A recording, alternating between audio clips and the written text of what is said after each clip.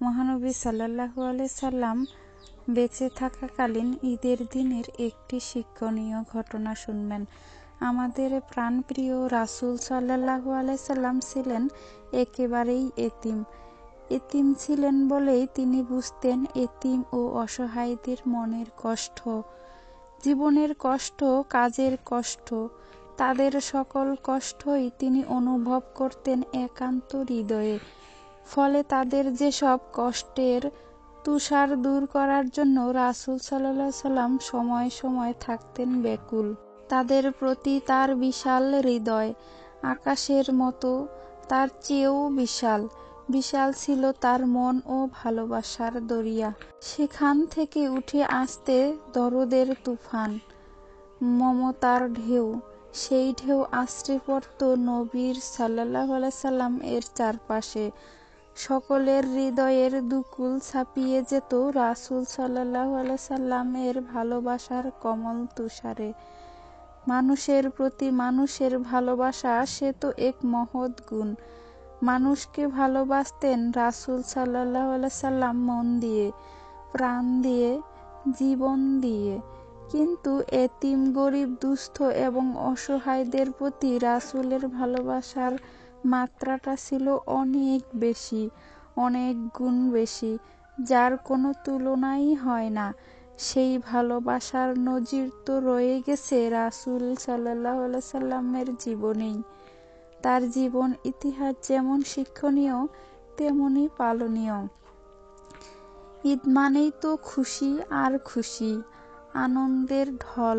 সবার জন্যই চাই ঈদের আনন্দ, সমান খুশি। কিন্তু চাইলেই কি আর সব হয়? কিছু ব্যতিক্রম তো থেকেই যায়।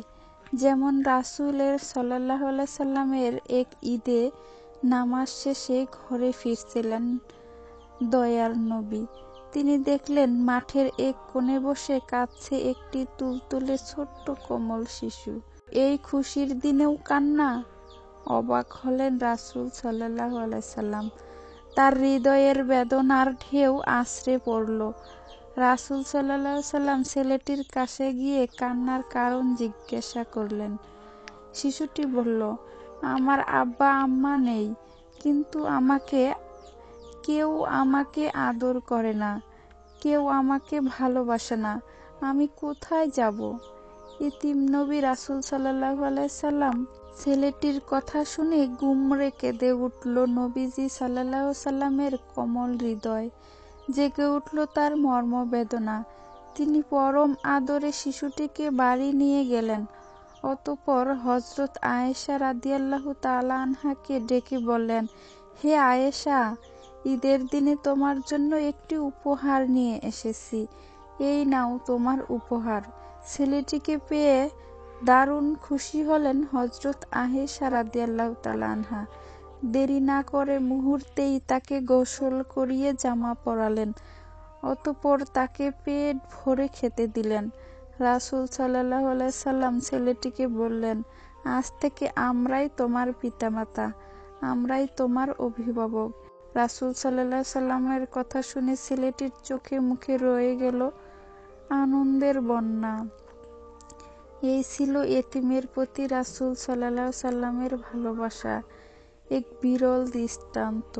রাসূল সাল্লাল্লাহু আলাইহি সাল্লাম শুধু এতিমদের প্রতি যে এমন সদয় ছিলেন, সহমর্মী ছিলেন তাই নয়, তিনি তার অধীনস্থদের প্রতিও ছিলেন সদা সজাগ ও দরদী। মায়া মমতার চাদরে তাদেরকে আঁকড়ে রাখতেন।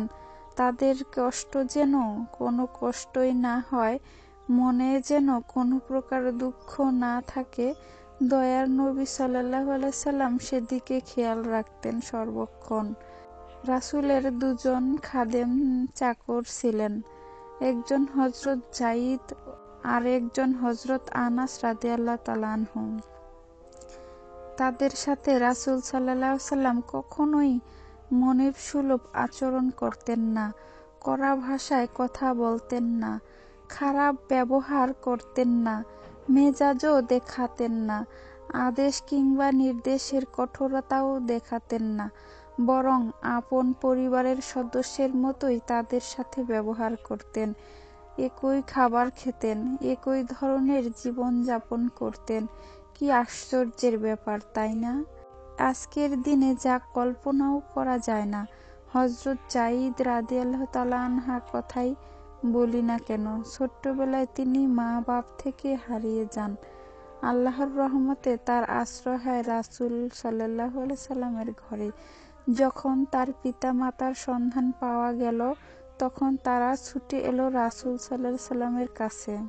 তারা তাকে নিয়ে যেতে চায়। রাসূল সাল্লাল্লাহু আলাইহি সাল্লাম তাকে জিজ্ঞেস করলেন, তুমি কি তোমার পিতামাতার সাথে যাবে? যায়েদ রাদিয়াল্লাহু তাআলা আনহার সাথে সাথেই বললেন, রাসূল সাল্লাল্লাহু আলাইহি সাল্লামের কাছ থেকে যে ব্যবহার আমি পেয়েছি তার কোনো তুলনাই হয় না। তামাম পৃথিবী যদি আমাকে দেয়া হয় তবুও তাকে ছেড়ে আমি যেতে পারবো না। না, কখনোই যাব না।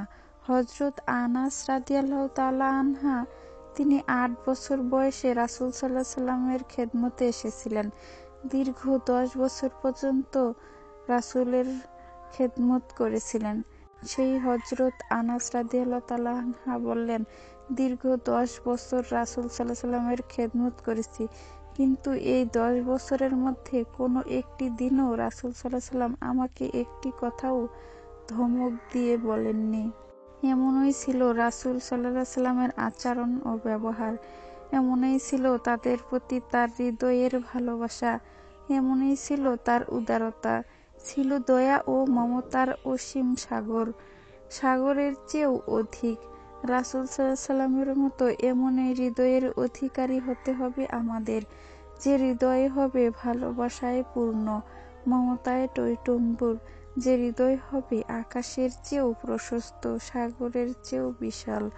এমনই হৃদয় তৈরির জন্য প্রয়োজন রাসূল সাল্লাল্লাহু আলাইহি সাল্লামের শিক্ষা গ্রহণ ও সৎসাহসের। এজন্যই আমাদের রাসূল সাল্লাল্লাহু আলাইহি সাল্লামের আদর্শ অনুসরণ করতে হবে, তার পথেই চলতে হবে, তার শিক্ষাই গ্রহণ করতে হবে। তাহলেই কেবল সুন্দর, সার্থক ও সফল হবে আমাদের জীবন। আসুন আমরা রাসূল সাল্লাল্লাহু আলাইহি সাল্লামকে ভালোবাসি, তার শিক্ষা গ্রহণ করি, তার আদর্শ অনুসরণ করি, তারই দেখানো আলো ঝলমলে সদা পথে সর্বদা চলি। এবার শুনুন গল্প নম্বর ২। মহানবী সাল্লাল্লাহু আলাইহি সাল্লামের মৃত্যুর সময়ের একটি ঘটনা। নবীজির মৃত্যুর সময় জিবরাইল আলাইহিস সালাম আসলেন। এসে নবীজিকে সালাম দিলেন আর বললেন, হে আল্লাহর রাসূল, আল্লাহ আপনাকে সালাম দিয়েছেন আর জানতে চেয়েছে আপনি কেমন আছেন। আল্লাহ সবই জানেন, তারপরও আপনি কেমন আছেন সেটা আপনার মুখ থেকে জানতে চেয়েছেন। নবীজি সাল্লাল্লাহু আলাইহি সাল্লাম বললেন, আমি বড়ই কষ্টের ভিতর আছি, অসুস্থ অবস্থায় আছি। তখন জিবরাইল আলাইহিস সালাম বললেন, ইয়া রাসূলুল্লাহ সাল্লাল্লাহু আলাইহি সাল্লাম, আমার সাথে আজ একজন নতুন ফেরেশতা এসেছে, যে ফেরেশতা কোনো মানুষের কাছে আসার জন্য কোনোদিন অনুমতি চায় নাই, আর কোনোদিন অনুমতি চাইবেনও না। শুধু আপনার অনুমতি চায় আপনার কাছে আসার জন্য। আর সে ফেরেশতার নাম মালাকুল মউত। মালাকুল মউত রাসূলের সাল্লাল্লাহু আলাইহি সাল্লামের অনুমতি নিয়ে রাসূল সাল্লাল্লাহু আলাইহি সাল্লামের জান মোবারকের কাছে এসে সালাম দিলেন। বললেন, ইয়া রাসূলুল্লাহ সাল্লাল্লাহু আলাইহি সাল্লাম, আমি আদম আলাইহিস সালাম থেকে শুরু করে এই পর্যন্ত যত মানুষের জান কবজ করেছি, আর কিয়ামত পর্যন্ত যত মানুষের জান কবজ করব, কারো কাছে অনুমতি চাইনি, আর চাওয়াও আমার লাগবে না। কিন্তু আজকে আসার সময় আল্লাহ বলেছেন আমি যেন আপনার অনুমতি চাই। নবীজি বললেন, মালাকুল মউত, আমি যদি অনুমতি না দেই? মালাকুল মউত বলে, ইয়া রাসূলুল্লাহ, যদি অনুমতি না পাও ফিরে এসো। আল্লাহু আকবার। গল্প নম্বর ৩। হুজুর সাল্লাল্লাহু আলাইহি সাল্লাম এর গোসল মুবারক। হুজুর সাল্লাল্লাহু আলাইহি সাল্লাম এর গোসল মুবারকের সময় সাহাবায়ে কিরাম চিন্তা করতে লাগলেন এবং পরস্পর আলোচনা করতে লাগলেন যে, যেভাবে অন্য লোকদেরও কাপড় খুলে গোসল দেওয়া হয়, হুজুরকে কি সেভাবে মুবারক খুলে গোসল দেওয়া হবে, নাকি কাপড় সহ গোসল দেওয়া হবে? এ বিষয়ে আলোচনা হচ্ছিল। হঠাৎ সবার উপর ঘুমের আবির্ভাব হলো এবং সবের মাথা বুকের উপর ঝুঁকে পড়ল। অতঃপর সবার কানে একটি আওয়াজ আসলো। কোনো একজন বলছিল, তোমরা জানো না ইনি কে? সাবধান, ইনি আল্লাহর রাসূল। ওনার কাপড় খুলবে না, ওনাকে কাপড় সমেত গোসল দাও। অতঃপর সবার চোখ খুলে গেল এবং হুজুরকে কাপড় সমেত গোসল দেওয়া হলো। সবক: আমাদের হুজুর সাল্লাল্লাহু আলাইহি সাল্লাম শান সবার থেকে আলাদা ও বৈশিষ্ট্যময়। তার অনুরূপ কোনো ব্যক্তিও হতে পারবে না। তার জিন্দেগি বেসাল শরীফ, গোসল শরীফ, তার রওজা মুবারকের শান, মোট কথা তার প্রতিটি বিষয় বৈশিষ্ট্যময়। কোনো ব্যক্তি কোনো বিষয়ে তার অনুরূপ হতে পারে না। গল্প নম্বর ৪। হযরত উমর রাদিয়াল্লাহু তাআলা আনহু ও অত্যাচারী রাজা। হযরত উমর রাদিয়াল্লাহু তাআলা আনহু হরমুজান নামের এক অত্যাচারী রাজা। ইসলামের দ্বিতীয় খলিফা হযরত উমর রাদিয়াল্লাহু তাআলা আনহু শাসনামল। তখন পারস্যের এক প্রদেশের শাসক ছিল হরমুজান নামের এক অত্যাচারী রাজা। মুসলমানদের সঙ্গে তার প্রায়ই লড়াই হতো। লড়াইয়ে পরাজিত হলে তিনি বিভিন্ন শর্তে সন্ধি করতেন এবং নিজের রাজ্য ফিরে যেতেন। পরে আবার সুযোগ পেলেই মুসলমানদের ক্ষতি সাধন করতেন। তার এমন অনৈতিক নীতির ফলে খলিফা হযরত উমর রাদিয়াল্লাহু তাআলা আনহু আদেশ দিলেন হরমুজানকে বন্দী করে তার দরবারে হাজির করতে। ইতোমধ্যে এক যুদ্ধে হরমুজান মুসলমানদের হাতে বন্দী হয়। খলিফার হুকুম মতে তাকে বন্দী অবস্থায় খলিফার দরবারে হাজির করা হয়। তখন খলিফা হযরত উমর রাদিয়াল্লাহু তাআলা আনহু তাকে লক্ষ্য করে বললেন, আপনি আমাদের সঙ্গে বারবার বিশ্বাসঘাতকতা করেছেন। আপনার বিশ্বাসঘাতকতার কারণে আমাদের বারবার যুদ্ধবিগ্রহে জড়িয়ে পড়তে হচ্ছে। ফলে অসংখ্য মুসলিম সৈন্যকে অযথা প্রাণ দিতে হচ্ছে। তাদের অর্থ সম্পদ নষ্ট হচ্ছে। আপনি অনেকের ঘরবাড়ি আপনি অনেক ধ্বংস করেছেন। নিরীহ অনেক লোকের ওপর অন্যায়ভাবে অত্যাচার চালিয়েছেন। আপনাকে আর সুযোগ দেওয়া যায় না। আপনার একমাত্র শাস্তি হলো মৃত্যুদণ্ড। মৃত্যুদণ্ড কার্যকর করার পূর্বে আপনার কোনো কথা থাকলে বলতে পারেন। হরমুজান ছিল খুব সূক্ষ্ম ও কটুবুদ্ধি সম্পন্ন লোক। সুযোগ পেয়ে তিনি এক ফন্দি আঁটেন। তিনি বললেন, মহানুভব খলিফাতুল মুসলিমিন, আমার প্রচণ্ড পিপাসা পেয়েছে। দয়া করে আমাকে একটু পানি পান করতে দিন। খলিফার নির্দেশে তাকে পানি পান করতে দেওয়া হলো। সুচতুর হরমুজান পানির পাত্র হাতে নিয়ে তা পান না করে ভীতু ভীতু ভাব নিয়ে ডানে বামে তাকাতে লাগলেন। তাকে জিজ্ঞাসা করা হলো, কি হলো, আপনি পানি পান করছেন না যে? প্রশ্ন শুনে হরমুজান জবাব দিল, আমিরুল মুমিনিন, আমার ভয় হচ্ছে যে পানিটুকু পান করার আগেই আমাকে হত্যা করা হবে। তার কথার প্রেক্ষিতে হযরত উমর রাদিয়াল্লাহু তাআলা আনহু বললেন, আপনি নির্ভয়ে পানি পান করুন। হাতের পানি পান করার পূর্বে আপনাকে হত্যা করা হবে না, এ ব্যাপারে আপনাকে আমি নিশ্চয়তা দিলাম। হরমুজান আমিরুল মুমিনিনের এ কথা শেষ হওয়ার সঙ্গে সঙ্গে হাতে থাকা পানির পাত্রটি মাটিতে ছুঁড়ে ফেলে দিয়ে বললেন, মহামান্য খলিফা, আপনি বলেছেন হাতের পানিটুকু পান করার আগে আমাকে হত্যা করবেন না। আমি পানি ফেলে দিয়েছি, সে পানি আর পান করব না। ওয়াদা অনুযায়ী আপনিও আমাকে আর হত্যা করবেন না। হরমুজানের এ চালাকির প্রেক্ষিতে মুসলিম সৈনিকেরা রেগে গিয়ে বলল, আমিরুল মুমিনিন, আপনি অনুমতি দিন, আমরা এখনই তার এমন অনৈতিক চালাকির শাস্তি দেই। কিন্তু খলিফা হযরত উমর রাদিয়াল্লাহু তাআলা আনহু সবাইকে থামিয়ে দিয়ে বললেন, না, তা হতে পারে না। মুসলমানের কথার মূল্য অনেক। সুতরাং যে কথা আমি বলে ফেলেছি, যে কোনো মূল্যে আমি তার রক্ষা করবই ইনশাআল্লাহ। যেহেতু আমি তাকে বলেছি, তার হাতের পানিটুকু পান করার পূর্বে তাকে আমি হত্যা করব না, আর সে যখন পানি পান করেনি, সুতরাং বন্দী হরমুজানকে হত্যা করা চলবে না। এ কথা বলে উমর রাদিয়াল্লাহু তাআলা আনহু হরমুজানকে লক্ষ্য করে বললেন, যান, আপনি মুক্ত, আমার কথার খেলাপ আমি করব না। সুবহানাল্লাহ! এ কথার কি মূল্য! ওয়াদা পালনের কি অপূর্ব নজির! হরমুজান কল্পনাও করতে পারেননি তিনি এত সহজে মুক্তি লাভ করবেন। রাসূলের প্রিয় সহচর হযরত উমরের মহানুভবতা দেখে তিনি দারুণভাবে প্রভাবিত হলেন। তিনি ভাবলেন, এই যদি হয় ইসলামের আদর্শ, তবে এর থেকে দূরে থাকা হবে আমার জন্য চরম দুর্ভাগ্যজনক। ইসলামের অতুলনীয় আদর্শে মুগ্ধ হয়ে হরমুজান ইসলাম গ্রহণ করলেন। এভাবেই যুগে যুগে ইসলামের অতুলনীয় আদর্শে মুগ্ধ হয়ে অসংখ্য মানুষ ইসলামের সুশীতল ছায়ার আশ্রয় গ্রহণ করেছেন। বিশ্বব্যাপী ইসলাম ছড়িয়েছে আপন মহিমায়, শক্তির জোরে নয়। গল্প নম্বর ৫। হযরত ইব্রাহিম আলাইহিসসালাম ও এক ভিক্ষুক। একবার হযরত ইব্রাহিম আলাইহিসসালাম এর নিকট এক ভিক্ষুক আসল। তো তিনি ভিক্ষুককে খাবার দিলেন এবং বললেন যে, বিসমিল্লাহ বলে শুরু করো। ভিক্ষুকটি বলল, বিসমিল্লাহ বলবো কেন? আমি তো আল্লাহকে বিশ্বাস করি না।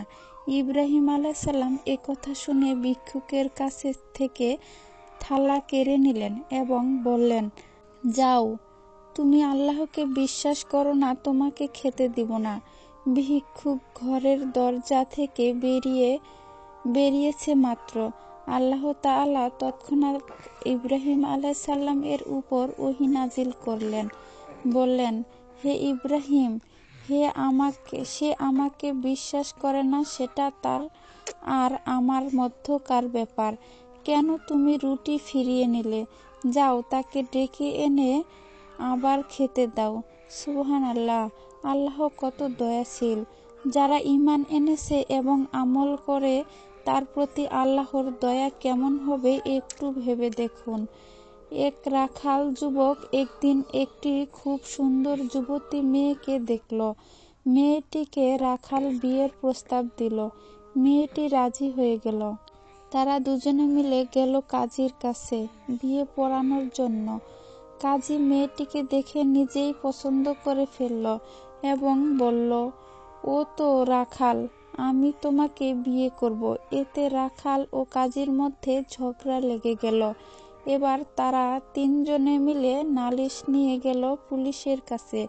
পুলিশ মেয়েটিকে দেখে বলল, ওরা দুজনেই বাদ, আমি তোমাকে বিয়ে করব।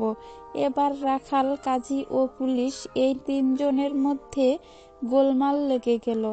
মেয়েটি এবার বলল, ঠিক আছে, এবার তোমরা তিনজন এক কাজ করো, আমি দৌড় দিব আর তোমরা আমার পিছনে দৌড়াবে। যে আমাকে প্রথমে ধরতে পারবে আমি তাকেই বিয়ে করব। এবার মেয়েটি ছুটল এবং তার পিছনে পিছনে তিনজনেই ছুট দিল। ছুটতে ছুটতে এক সময় তাদের সামনে একটি গর্ত পড়ল। তারা ওই গর্তের মধ্যে পড়ে গেল। বন্ধুরা, ওই সুন্দরী যুবতী মেয়েটি হলো দুনিয়া আর সৌন্দর্য। আমরা যেই দেখি সেই মুগ্ধ হয়ে যাই আর তার পেছনে পেছনে ছুটতে থাকি। কিন্তু ছুটতে ছুটতে এক সময় আমাদের সামনে কবরের গর্ত এসে যায় আর আমরা ওই গর্তে পড়ে যাই আর দুনিয়া আমাদের হাতছাড়াই হয়ে যায়। আল্লাহ তাআলা আমাদের সবাইকে দুনিয়ার লোভ ছেড়ে আখিরাতের লোভী হওয়ার তৌফিক দান করুন। গল্প নম্বর ৬। হযরত আলী রাদিয়াল্লাহু তাআলা আনহু এর অবিস্মরণীয় ঘটনা। নবীজির জামাতা হযরত আলী রাদিয়াল্লাহু তাআলা আনহু, তিনি যখন রাষ্ট্রপ্রধান, মুসলিম বিশ্বের অধিপতি, হযরত আলীর একটি লৌহবর্ম হারিয়ে যায়। পান একজন ইহুদি, তাও সেই ইহুদি কুফার বাজারে লৌহবর্মটি বিক্রি করেছে। হযরত আলী নিজের লৌহবর্ম বিক্রি করতে দেখে ইহুদিকে বললেন, লৌহবর্মটি তো আমার, আমি এটা কারো কাছে বেচিওনি, কাউকে দানও করিনি। এটা আমার উটের পিঠ থেকে অমুক দিন অমুক স্থানে পড়ে গিয়েছিল, সুতরাং লৌহবর্মটি ফিরিয়ে দিন। ইহুদি বলল, এটা আমার জিনিস, আমার হাতে। হযরত আলী রাদিয়াল্লাহু আনহু বললেন, লৌহবর্মটি আমাকে ফিরিয়ে দেন, বর্মটি আমারই। ইহুদির সঙ্গে রাজ্য প্রধানের তর্কে সাবধান হচ্ছেন না। হযরত আলী বললেন, চলো তাহলে বিচারপতির আদালতে আইনি লড়াইয়ে সমাধান করে আসি। উভয়ে মদিনার বিচারপতি হযরত সুরাইয়্যিহ রাদিয়াল্লাহু আনহু আদালতে হাজির হলেন। হযরত আলী রাদিয়াল্লাহু আনহুকে বিচারপতিকে জিজ্ঞেস করলেন, আমিরুল মুমিনিন, আপনার বক্তব্য কি? তিনি বললেন, তার কাছে যে বর্মটি দেখতে পাচ্ছেন সেটি আমার। এটা আমার উটের পিঠ থেকে অমুক দিন অমুক স্থানে পড়ে গিয়েছিল। বিচারপতি হযরত সুরাইয়্যিহ রাদিয়াল্লাহু আনহু ইহুদিটির কাছে তার বক্তব্যটি শুনতে চান। ইহুদি বললেন, দেখুন, এটা আমারই, কারণ আমার দখলেই তা রয়েছে। দখল যার, সম্পদ তার। সব শোনার পর বিচারপতি সুরাইয়্যিহ বললেন, আমিরুল মুমিনিন, সাক্ষী পেশ করুন। হযরত আলী বললেন, আমার ছেলে হাসান এবং আমার আজাদ করা ক্রীতদাস আনবুর সাক্ষী। বিচারপতি হযরত সুরাইয়্যিহ রাদিয়াল্লাহু আনহু বললেন, আমিরুল মুমিনিন, পিতার পক্ষে পুত্রের সাক্ষ্য এবং মনিবের পক্ষে গোলামের সাক্ষ্য গ্রহণযোগ্য নয়। তারপর বিচারপতি হযরত সুরাইয়্যিহ রাদিয়াল্লাহু আনহু ইহুদির পক্ষে রায় দেন। আইনি লড়াইয়ে হেরে গেলেন হযরত আলী রাদিয়াল্লাহু আনহু, তবে জয় হয়েছে ইসলামের। রায় শুনে সেদিন এই ইহুদি বলেছিল, আমিরুল মুমিনিন আমাকে আদালতে নিয়ে এলেন, আদালত আপনার বিপক্ষে রায় দিল, অথচ আপনি রাষ্ট্রপ্রধান, 22 লক্ষ বর্গ মাইলের মুসলিম বিশ্বের অধিপতি। আমি সাক্ষ্য দিচ্ছি ইসলাম সত্য ধর্ম। আমাকে এই সত্য ধর্মের কালিমা পড়িয়ে দিন। আমি সাক্ষ্য দিচ্ছি আল্লাহ ছাড়া আর কোনো মাবুদ নেই এবং মুহাম্মদ সাল্লাল্লাহু আলাইহি সাল্লাম আল্লাহর বান্দা ও রাসূল। আমিরুল মুমিনিন, এই লৌহবর্মটি আপনার। রাতের অন্ধকারে পড়ে গিয়েছিল। গল্প 7। হযরত ইমাম আজম রহমতুল্লাহ ও নাস্তিক পণ্ডিতের ঘটনা। হযরত ইমাম আজম রহমতুল্লাহ এর সাথে এক নাস্তিক পণ্ডিতের বিতর্ক। একবার আল্লাহর অস্তিত্বের অস্বীকারী এক নাস্তিকের সাথে আমাদের ইমাম হযরত আবু হানিফা রহমতুল্লাহ এর মুনাজেরা হয়েছিল। মুনাজেরার বিষয় ছিল, পৃথিবীর কোনো সৃষ্টিকর্তা আছে কিনা। এত বড় ইমামের সাথে এই গুরুত্বপূর্ণ বিষয়ে মুনাজেরা দেখার জন্য শত্রু মিত্র যথাসময়ে মুনাজেরার স্থানে সমবেত হয়েছিল। নাস্তিক লোকটিও যথাসময়ে পৌঁছে গেল, কিন্তু হযরত ইমাম আজম নির্ধারিত সময়ের অনেক দেরিতে সমাবেশে তশরিফ আনলেন। নাস্তিক পণ্ডিত ব্যক্তিটি জিজ্ঞাসা করলেন, আপনি এত দেরি করবেন কেন? তিনি বললেন, জঙ্গল দিয়ে আসার সময় এক অদ্ভুত ঘটনা চোখে পড়ল। সেটা দেখে আমি আশ্চর্য হয়ে যাই। ওখানে থমকে দাঁড়িয়েছিলাম। ঘটনাটি হলো, নদীর কিনারার একটি বৃক্ষ ছিল। দেখতে দেখতে সেই বৃক্ষ নিজেই কেটে পড়ে গেল, এরপর নিজের তক্তায় পরিণত হলো।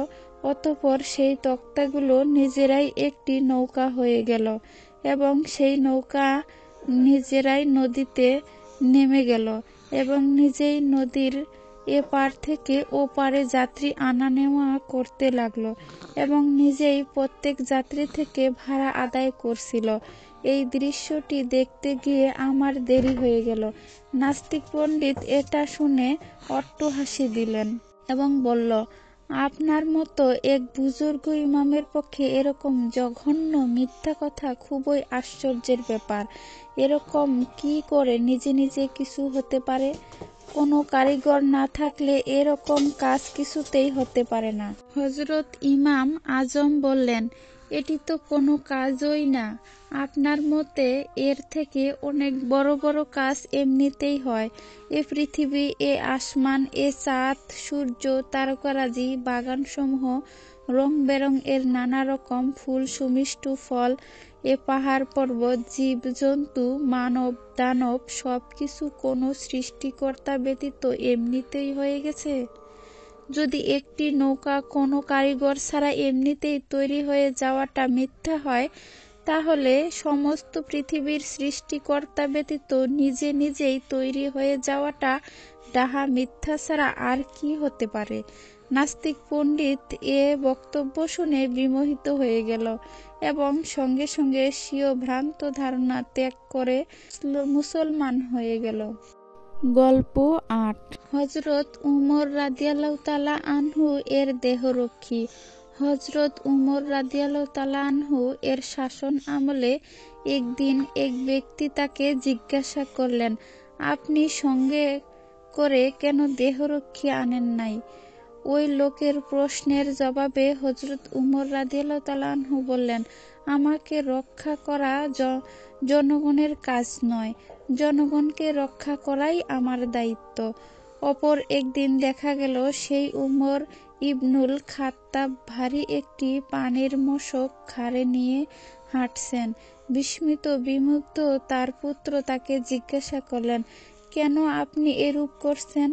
উমর রাদিয়াল্লাহু তাআলা আনহু বললেন, আমরা মন অহংকার আত্মগরিমায় লিপ্ত হয়েছি, তাই ওকে আমি শায়েস্তা করার সিদ্ধান্ত নিয়েছি।